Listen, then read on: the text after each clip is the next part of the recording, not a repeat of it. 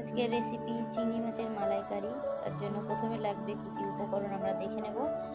প্রথমে নিয়ে নেব চিংড়ি মাছ কিছুটা, যে কোনো সাইজ হলে হবে। আমি ছোট সাইজ নিয়েছি কারণ এই ছোট সাইজে টেস্ট ভালো আসবে, মানে ঝোলটা খেতে বেশি ভালো লাগবে। আর লাগবে আমাদের টমেটো, একটা সাইজ অনুযায়ী মানে মাছের পরিমাণ অনুযায়ী আমরা একটা টমেটো নিয়ে নেব, বা আপনারা বেশিও নিতে পারেন, কিন্তু খুব বেশি না নেওয়াই ভালো কারণ এটা মালাইকারি, বেশি টক হয়ে গেলে ভালো লাগবে না। একটি টমেটো, সাথে সামান্য একটু ধনেপাতা এবং একটি কাঁচা মানে শুকনো লঙ্কা ফোড়নের জন্য। ও আমি এই 5টা কাঁচা লঙ্কা নিয়েছি, আপনারা যদি ঝাল বেশি খান ঝাল বেশি দেবেন, বা কম খান তো কম দেবেন। আর আমরা নিয়ে নেব আদা রসুন, যেটাকে আমরা বেটে নেব। বাটা হয়ে গেলে তারপর আমরা সেটাকে ইউজ করব, ব্যবহার করব। আমাদের লাগবে গরম মশলা, আমি শাহি বিরিয়ানি গরম মশলা নিয়ে নিয়েছি। আমাদের লাগবে সরষের তেল, আপনারা সাদা তেলও নিতে পারেন। আর আমি নিয়ে নিয়েছি এই 4টে বড় সাইজের পেঁয়াজ, যে পেঁয়াজগুলো আমাদের লাগবে মালাইকারির জন্য। আর লাগবে 2 প্যাকেট পাউডার দুধ, আপনারা চাইলে 1 প্যাকেটও দিতে পারেন। আমরা নিয়ে নেব সামান্য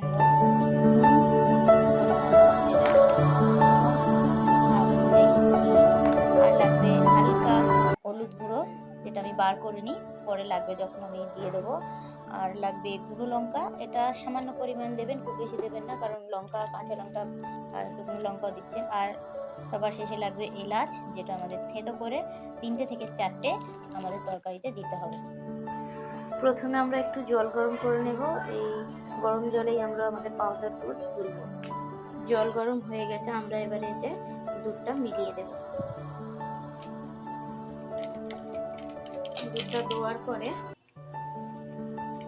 আমরা এটা একটু নেড়ে নেব, আর 1 প্যাকেট দুধ দিয়ে দেব। দিয়ে এটাকে আমরা ভালো করে নেড়ে নেব, যাতে দুধটা কোনো গোটা গোটা না হয়ে থাকে। পরিষ্কারভাবে এটা পুরো যেন লিকুইড দুধের মতো হয়ে গেছে। দেখুন, ভালো করে দেখবেন এই কিরকম আস্ত যেন না থাকে। সামান্য তেলটা গরম হলে এতে আমরা দেব এই চিংড়ি মাছ, এতে একটু দিয়ে দেবো লবণ, দিয়ে এটাকে আমরা নেড়ে চেড়ে ভেজে নেব।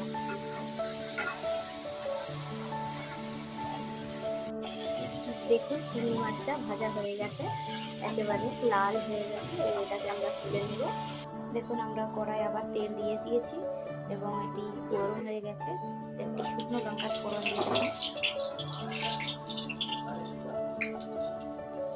শুকনো লঙ্কার ফোড়নটা দিয়ে আমরা খানিকটা ভেজে নেব।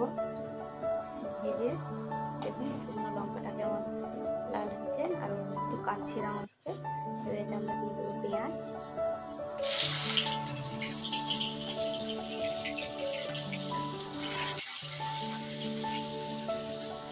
পেঁয়াজটা আমরা ভেজে নেব।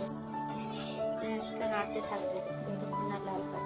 এবারে এর উপর থেকে লঙ্কাটা দিয়ে দেবো, কাঁচা লঙ্কা। দেখুন লাল হচ্ছে, আর আমরা কিন্তু এটা খুব বেশি পোড়া পোড়া করবো না, হালকা হালকা লাল হয়ে যাবে, কারণ এটা বেশি পোড়ালে ভালো লাগবে না। হালকা হালকা লাল দেখুন হয়ে গেছে। এরপর আমি আপনাদের দেখাই, দেখতে পাচ্ছেন এটাকে হালকা লাল করে এবারে আমরা দিয়ে দেবো আমাদের বাকি মশলা। আদা রসুন বাটা,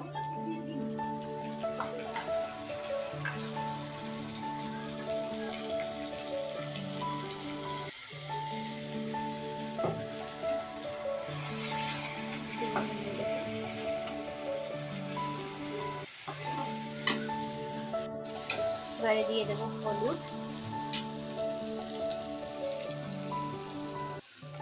গুঁড়ো, সামান্য পরিমাণ লঙ্কা গুঁড়ো দিয়ে আমরা নাড়বো, ও দিয়ে দেবো পরিমাণ মতো লবণ। এবার এটাকে নাড়তে থাকবো।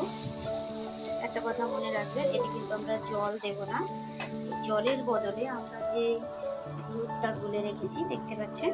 এই দুধ থেকে আমরা এটা জলের বোতলে দুধটা দেব। নাড়তে থাকবেন যতক্ষণ না এই জলটা শুকনো হয়ে যায়। নেড়ে নেড়ে এর গন্ধটা আমরা কাটিয়ে নেব।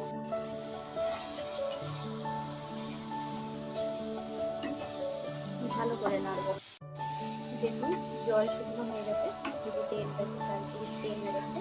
এবারে এতে আমরা দিয়ে দেবো টমেটো কুচা।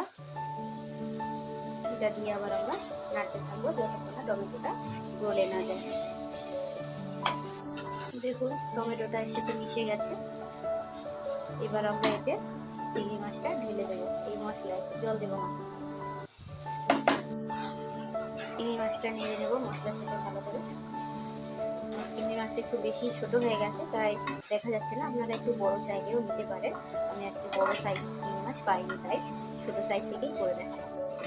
চিংড়ি মাছটা যেন মশলার সাথে পুরো মাখো মাখো হয়ে যায় এবং এরকম করে করে আমরা কিছুক্ষণ ভেজে নেব। চিংড়ি মাছ ভাজা হয়ে গেছে, এবার আমরা সেই দুধ আবার এতে ঢেলে দেবো। পুরোটাই ঢেলে দিচ্ছি।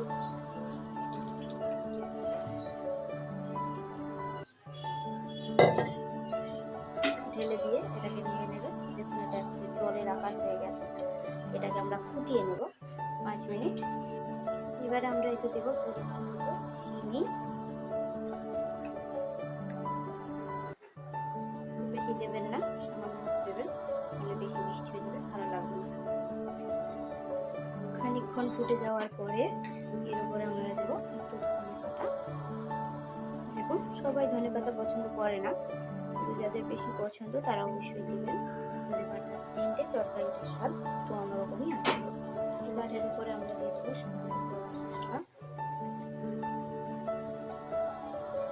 এবং সবার শেষে দেবো 2টি এলাচ। যেটা দেখুন আমি ফাটিয়ে নিয়েছি, আপনারা খেতে বল দিলে আরও বেশি ভালো হয়। সবার শেষে এটা দিয়ে খানিকটা নেড়ে চেড়ে নেব।